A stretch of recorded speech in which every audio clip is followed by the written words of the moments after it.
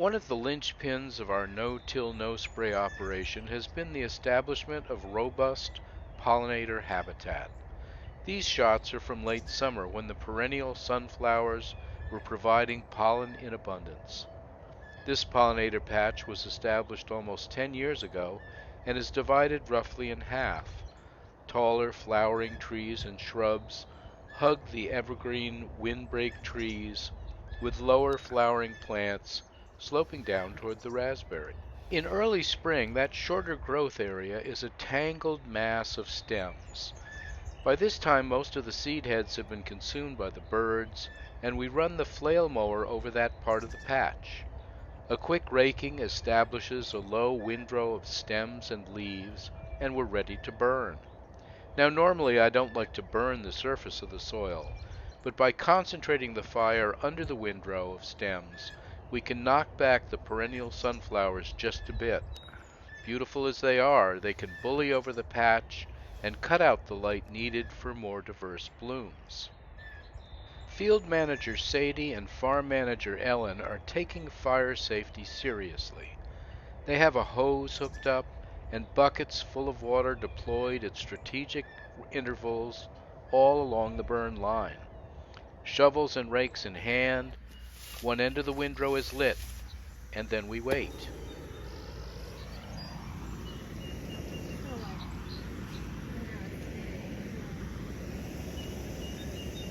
Concentrated on water over here, maybe please feel like they're okay,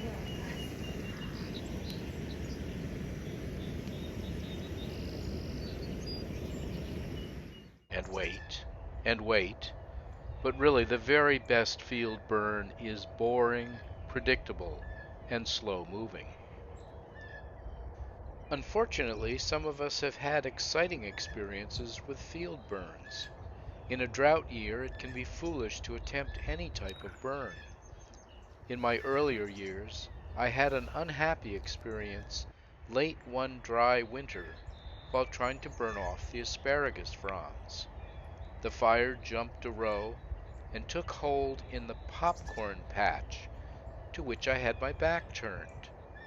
It wasn't until my pants became warm in the rear end that I was smart enough to look around and see the whole patch go up at once. So fire precautions just make good sense. In most cases, it's easier to start a fire than it is to stop it, so it's good to be prepared. It has been a wet, mild winter out here in western Mass, so it is no wonder that this burn is starting slowly. Gradually the fire picks up, and the slight wind begins to nudge the flames down the windrow. As the heat of the fire increases, even green twigs and stems will burn. Sadie and Ellen keep themselves busy by using hand clippers and branch loppers to remove stems and unwanted trees and throw them on the fire. The sumacs have been spreading pretty quickly in here and are starting to shade out some areas. We have been working to eliminate the multiflora roses and allowing the better behaved Virginia rose to flourish in this area.